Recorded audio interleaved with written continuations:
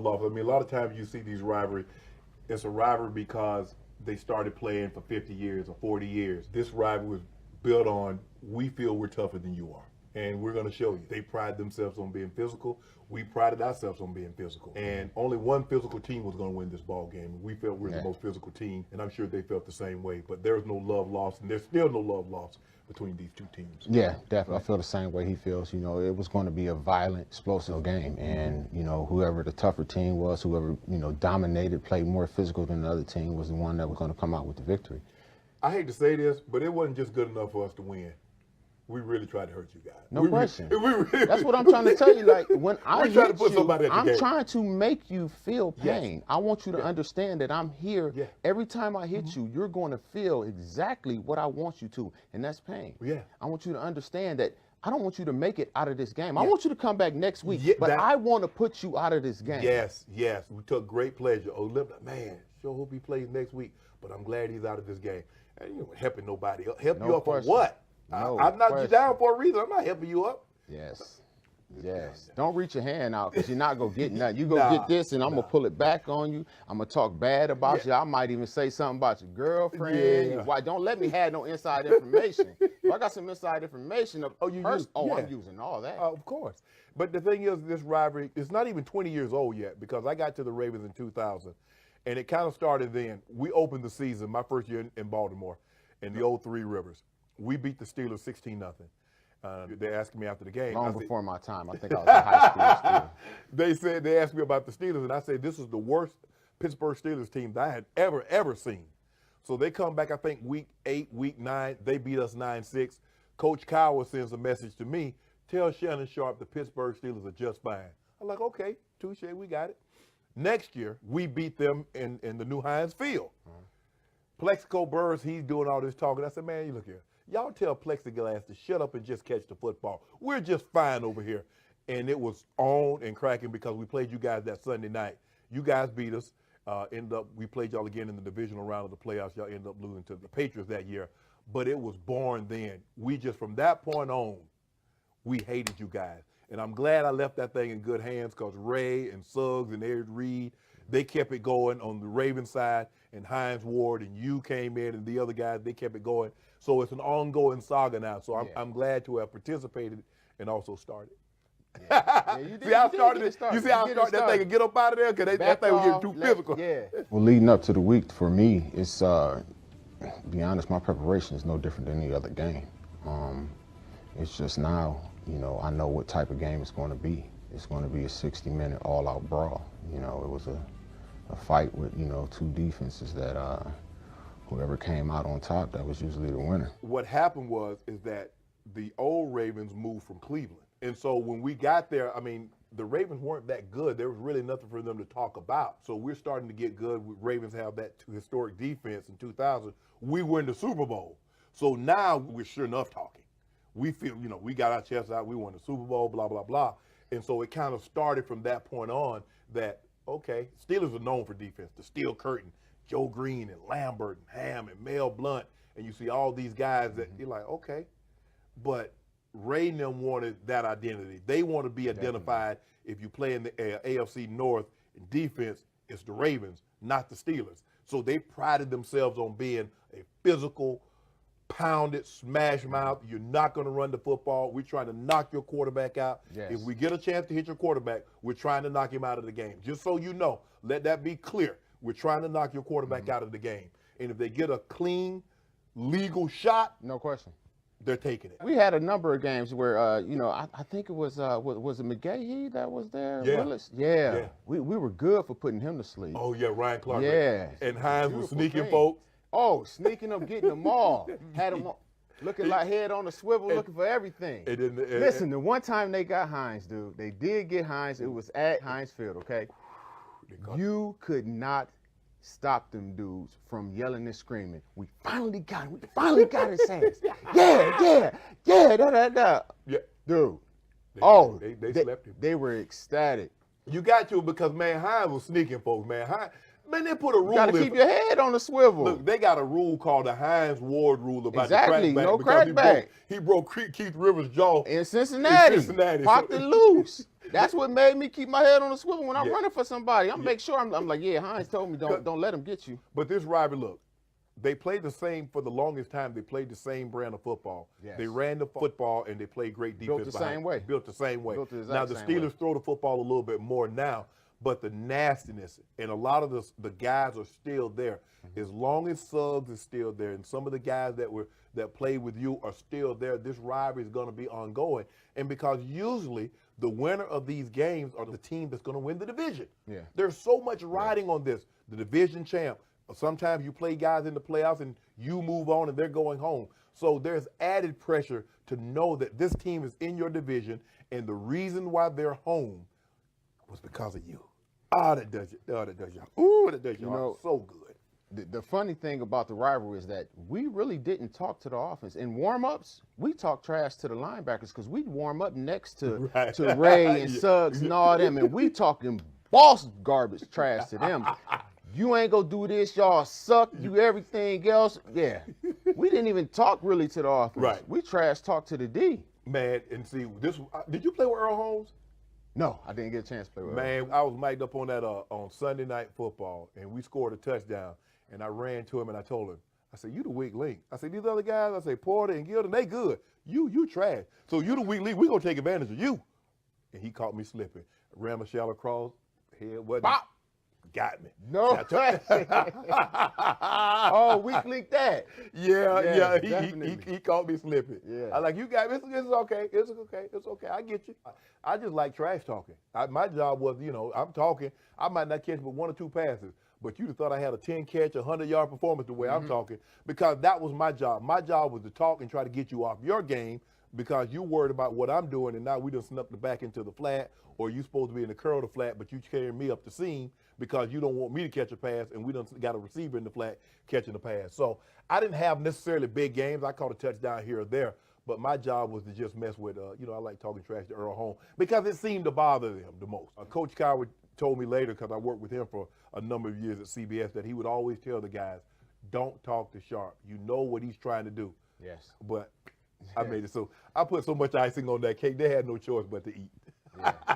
For me, what I thought was going to be my hardest struggle was Ogden, and I guess I caught him at the later part of his career because my first year starting in 2007, I had a great game against him. It was, Man, that man's 6'10". He had to punch down. Listen, you going up under him. He wasn't punching too much. I mean, I'm like, I'm getting ready. I'm like, Jonathan Ogden, this is future Hall of Famer, you know. You got it? Yeah, I got 10 tackles. I had 3.5 sacks. Oh, man, I got to fumbles. tell Jay about that. He didn't tell me about this one. Oh, yeah. That game, man, it just felt like I could do no wrong, to be honest with you. When guys say he was in the zone, like, I did wrong things. I blitzed when I was supposed to be in curl flat and got a sack. It was like, no question, nothing I could do. And I literally felt in my mind, I'm like, it's nothing they could do to stop me. He launched your career. Yeah, that was a Sunday or Monday night game. We pounded them. I think it was like 38-7. Ooh. Yeah. I'm going to have to call Jay about that one. Yeah. He ain't mentioned that one. Yeah. Yeah, I'll let him know. But I'm going to say my hardest tackle, though, was Jay Lou, dude. That boy. Oh, that ball? Woo. That was a handful. Listen, I hit him. I came off a block. He was right there coming down. Bop, stood him, got the tackle. And I was like, damn, you get that stinger in your shoulder? I'm like, ooh, that stinger came, and here come foot. Yeah, that's what you get. Yeah, talking. I'm like, dude, don't say nothing else to him. I'm like, my shoulder a little sore right now. I'm feeling this right. Were you there on that Monday night game when Ray separated Rashard Mendenhall's shoulder? Yeah. Yeah. On the Monday night when you talking about he ain't worried about Ray and Ray? Yeah. Yeah. And Ray caught him slipping. No question.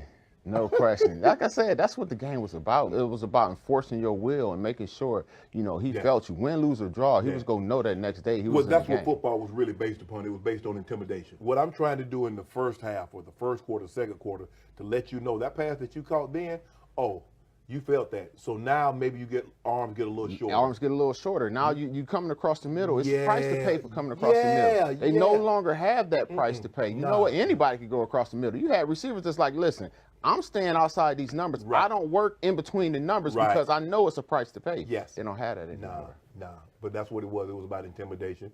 And the Steelers and the Ravens, they still played that brand of football. They're one of the few teams that still, well, y'all guys don't play that kind of defense anymore. Y'all don't really play that. But the Ravens still.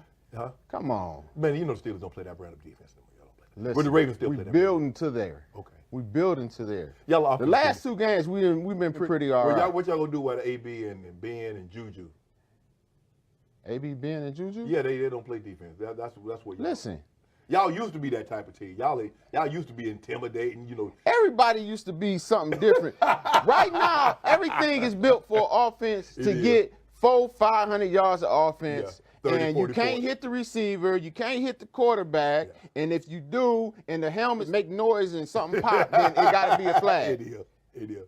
It's definitely so skewed. The defenses of back then that you saw, you'll never see those numbers matched That type again. of football gone. Yeah. But I'm glad I was a part of that rivalry because there's nothing like it in the NFL. Yeah, I agree with you. Atmosphere in the Ravens Stadium is very hostile. I think that's the only place that we go where we don't have a large majority of fans in the stands. They don't like us. I would say that they hate us, you know. So it's not a inviting atmosphere, but you know, it's something that we embrace. You like beating the Steelers fans because, you know, they've won so much. They still have the most Super Bowls in NFL history.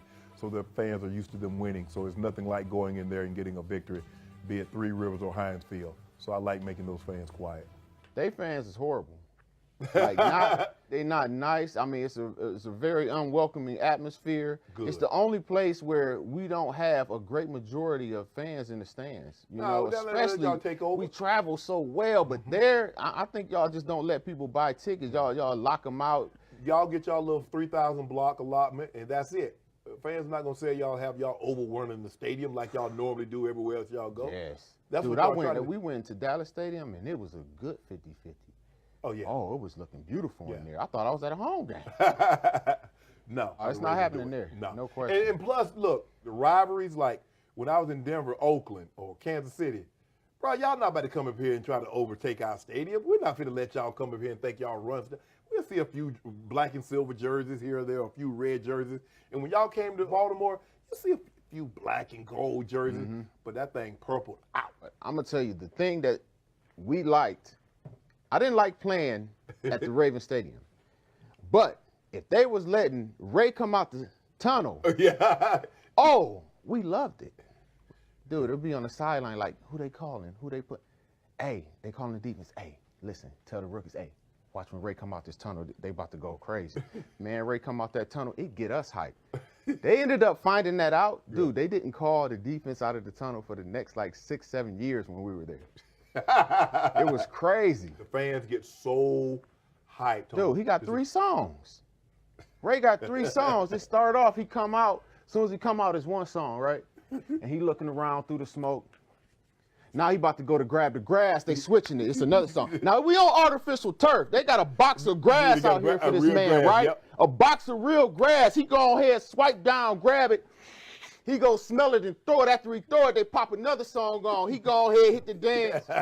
Man, we'd be over there so hyped. Man, we told him at the Pro Bowl, we like, man, you know they get us hyped after we had won the Super Bowl. Yeah. Like, that get us hyped. They ain't let them boys out that tunnel for another 6-7 years. We had a hard time winning the game over there after that. My mom was a Steelers fan, and in first grade, my brother was in 4th grade, and we ended up taking our picture, our school yearbook picture in Franco Harris jersey. So I've always been a Steelers fan, but not when we play. I think we were the first team to beat them in Heinz Field. It's always nice to be the first at something because we knew they were going to be playing at Heinz Field forever. And so when you look at it and say, okay, who's the first team to beat the Steelers in their new home? That's us. But the Steelers were tough. They're well coached, disciplined team that plays hard, and that's what you want. They'll fight. You want to fight, they'll fight. If you want to play it, snap the whistle, they'll play snap the whistle. You want to play snap after the whistle. They'll play it how you want to play it. And just know it's going to be a physical ball game. You need to be on your best behavior because they're coming. You need to meet that fire with your fire, and everything will be just fine. But if you go out there half-stepping, they're going to knock your block off, and they know if they come half-stepping, you're going to knock their block off. There's nothing not to like about this game. If you like physicality, if you like in your face, you like trash talking, you like I'm trying to knock you through the dirt, this is the game for you. If you want that pretty stuff where you're going to see 45, 42, this is not the game for you. Yeah. Well, see, even going back to running the ball, you don't run the ball on us. Like, that was our big thing is you're not going to run the ball in. Right.